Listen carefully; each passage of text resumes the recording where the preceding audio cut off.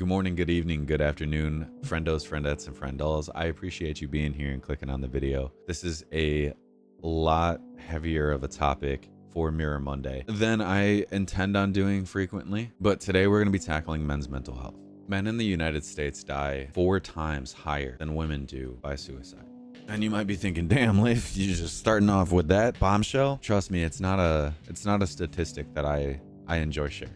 A lot of this is very nuanced and it is very complicated as to what's going on and why this is happening in the way that it is. Everybody's ready to blame society frequently, but nobody's giving an answer to how we can actually promote and help each other. And while society is at fault for a lot of this, it's on us to change it. Men are diagnosed with depression and mood disorders at far lower rates than women are. This is largely because it's so stigmatized for men to go and seek help. And then even when they do, it's frequent that these men are undiagnosed or misdiagnosed because there are gender biases even within our own mental health system. How often have you heard the term or the phrase, man up? It's a societal issue that we keep telling men that they have to figure it out themselves, because it's exactly that makes it so difficult for them to even get in the door, to get help.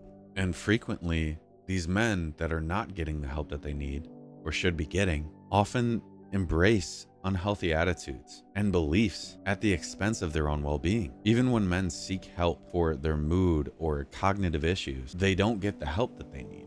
A lot of the time because of these gender biases that people aren't even consciously aware of all the time. And the other part of this that makes this so nuanced and such a diabolical topic is the fact that every ethnicity has its own struggles within itself that are, again, societal issues.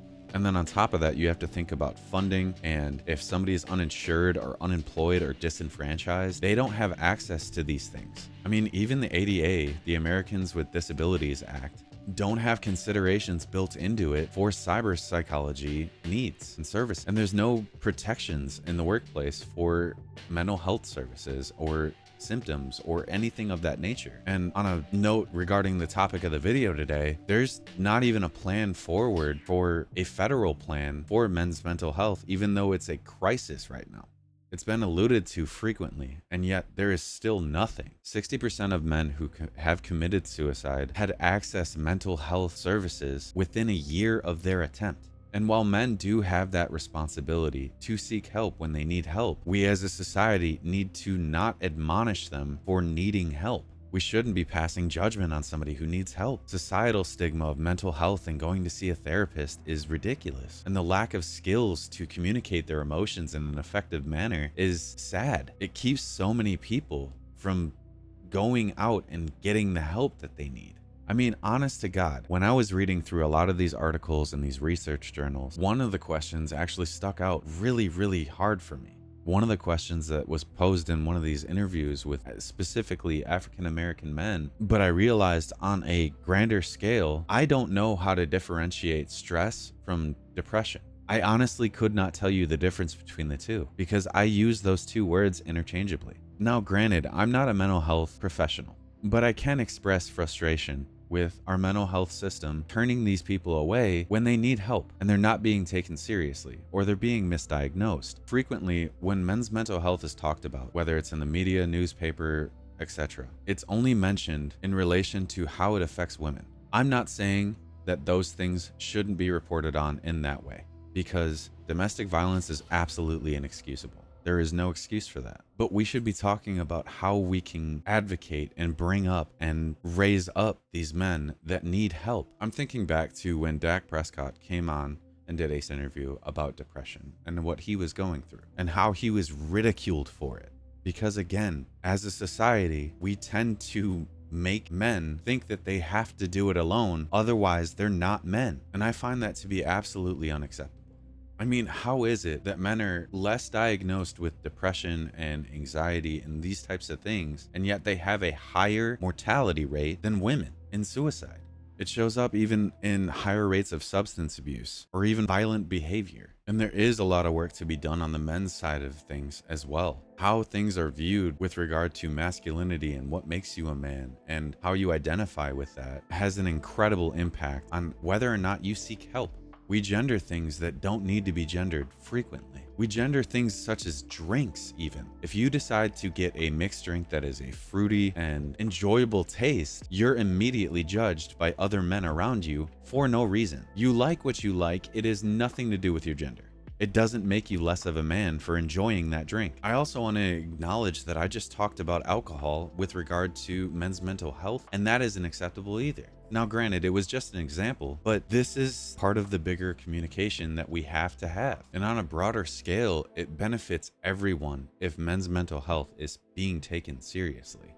Because all too often you hear about men's mental health being involved in domestic abuse situations and violent acts. Yes, it's absolutely on those men to get better and seek the help that they need to get, but we need to give them a space where it is encouraging and inviting, not admonishing them and ridiculing them for getting and seeking that help. Recent North American research consistently indicates that men make up about 75% of suicide and 75% of substance use disorder cases. The most recent detailed report from Statistics Canada indicates that there were 3,890 suicides in 2009, of which 2,989 were men, which is 77%.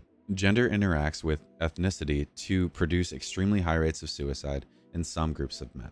Among the Canadian Inuit, for example, one recent study found that the ratio of suicide between men and women is 4.7 to 1, compared to the 3.3 to 1 in the general Canadian population. These findings correspond with within group suicide rates among ethnic minorities in the United States. Figures from a recent study by U.S. Centers for Disease Control and Prevention indicate the ratio of suicide between African American men and women is 4.5 to 1, compared to the 3.6 to 1 among the general U.S. population. There is an active problem in the United States and the world, really, with regard to mental health within men. And we need to stop treating men poorly for seeking out this help. So instead of cracking a joke the next time that your buddy makes a dark joke or something of that nature, just bring up that it's okay to get help. Be there for your friend. Have those serious conversations, because it doesn't always have to be funny. And it has so much impact on your friends. And you want your friends to be good and to take care of themselves. Why ridicule them? Why make fun of them for seeking help and getting the help that they need?